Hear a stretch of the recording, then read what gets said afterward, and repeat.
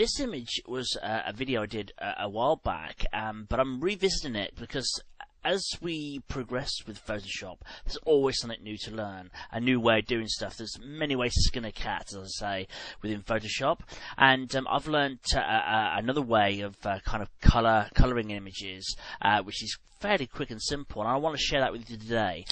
This image is a composite. It's compositive of 3 images: the sky, the stones here, which is Stonehenge in England, and the foreground, which is my son dressed as Robin Hood. So it's a fairly tongue-in-cheek image to produce. It's just a bit of fun. But as I said, we're not creating all this. But what we're going to do is show you how we can match colours within Photoshop and give a really nice muted effect. So the first thing I'm going to do is click on, or Command or Control click on the layer here. This is obviously already masked out, and to load that as a selection, we're going to go down here and we're going to go to Hue Saturation, and I'm just literally just going to drop some of the colour out of the image like so, probably down to about 70% should do us, and that's just nicely dropped some of the colour from our model. And we don't want to drop all the colour out of it. I mean, we can go back and adjust this if we need to, because it's obviously this adjustment layer, or we can just drop the opacity down and let some more colour through, which is what I'm going to do. I'm just going to drop this down slightly. So we just want to desaturate it, not convert it to a black and white. So now what we can do is Command or Control click on the layer again, or you can click Command or Control Shift D, which will bring back our selection. Go down here, we're going to click on Hue Saturation again. This time we're going to click the little box down the bottom here which says Colorize.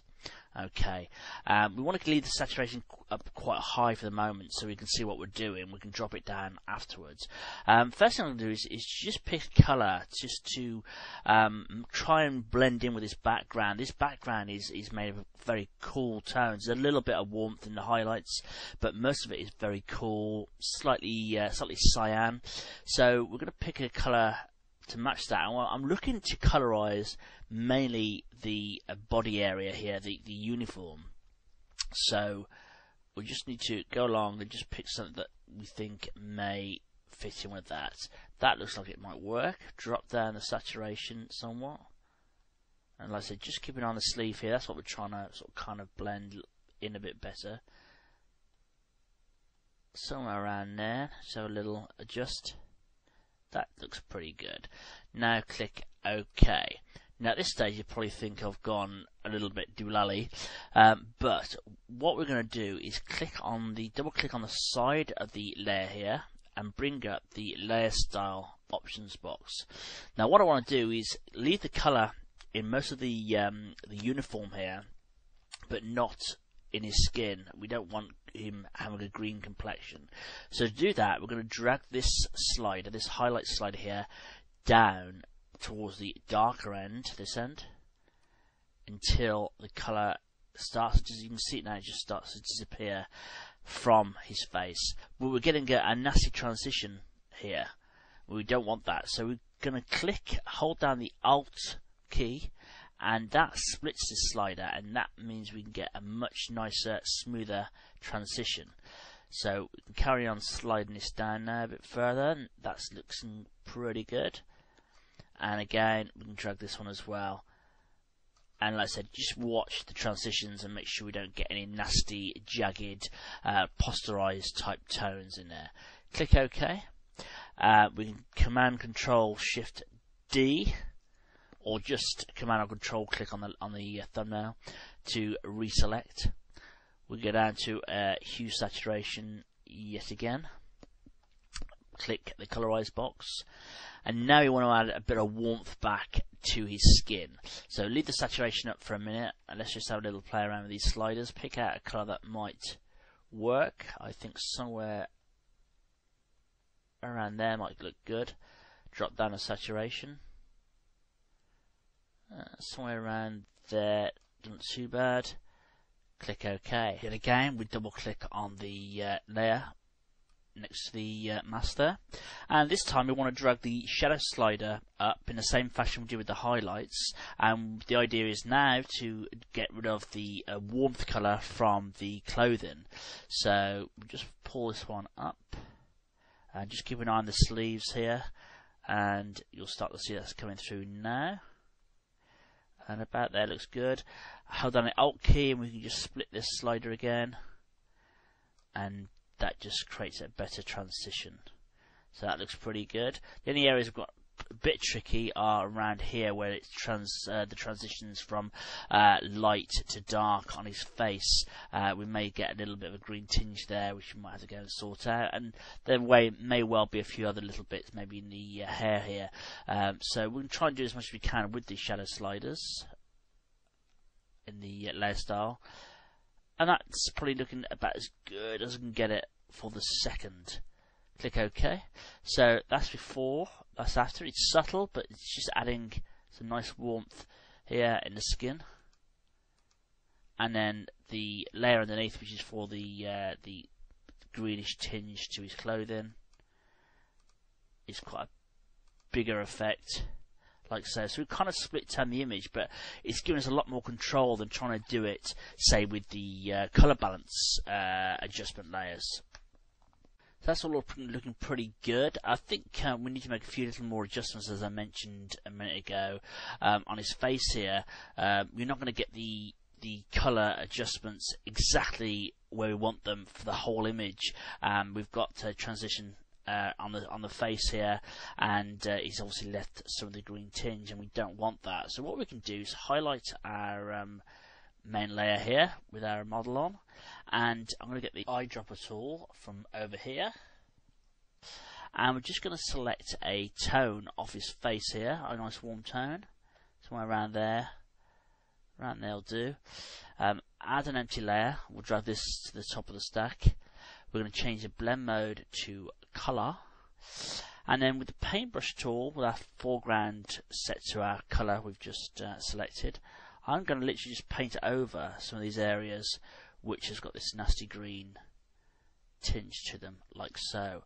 And that basically just corrects and takes away that green cast, like so. And we can do that for any part of the image. For instance, also, just go around there very quickly. We've got a bit of his eyes here. Well, we don't particularly want to colour them with the skin colour, but we could perhaps colour them with something else. So let's just highlight the layer again. Get the eyedropper tool. I don't think there's going to be a lot of colour in here to pick. And we certainly don't want to paint them black. So what we could do is just maybe pick a blue or something here, like so.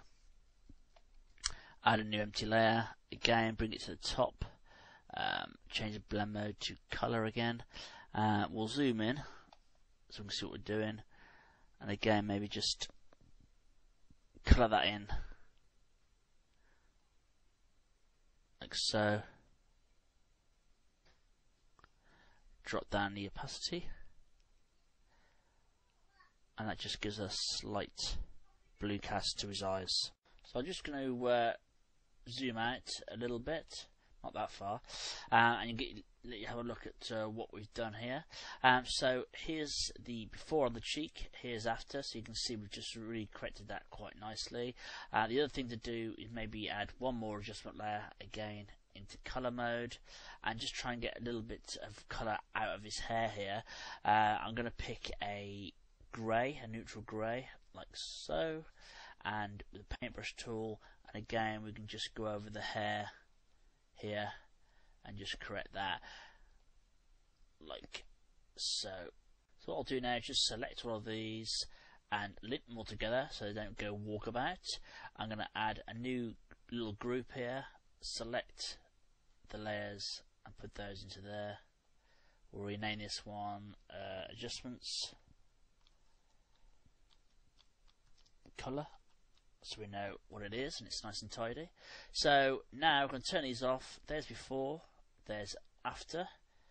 It's very subtle, I'll be the first to admit that, but again, it does the job. It's just making him blend into this background that much better.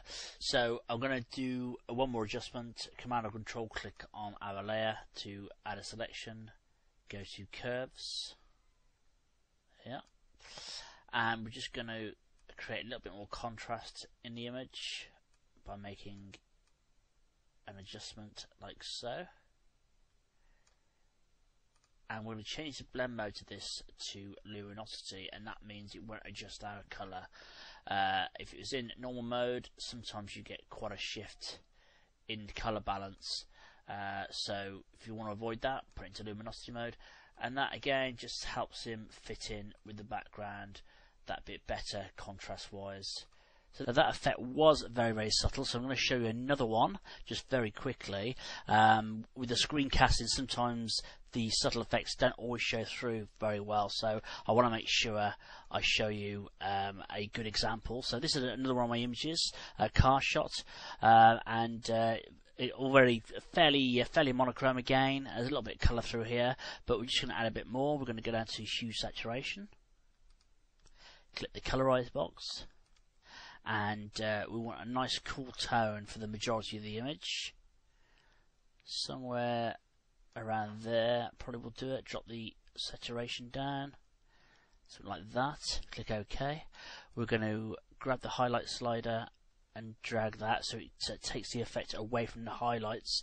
Alt click on the slider so we get some nice smooth transitions like so. That's looking good. Add another hue saturation. Click the colorize box. This time we want to sort of more of a warmer effect in the highlights. So something around there looks good. Drop the saturation down like that. Click OK. Double click again. This time we're going to grab the shadow end. Alt drag on the slider and drag those apart like so. Click OK. So that's before. That's with our cool tones added. That's with our highlights brought back a little bit of warmth in there. So I think that's a better example to show you what's possible with this. And as I said, very adjustable. You can just go back in if you're not happy with the colour and just change the colours slightly if you want something a bit different. Just go in and make the adjustments. So that concludes this tutorial. I hope you've enjoyed it. I hope I've explained everything nice and clearly, and I hope to catch you again on the next one. Thanks for watching.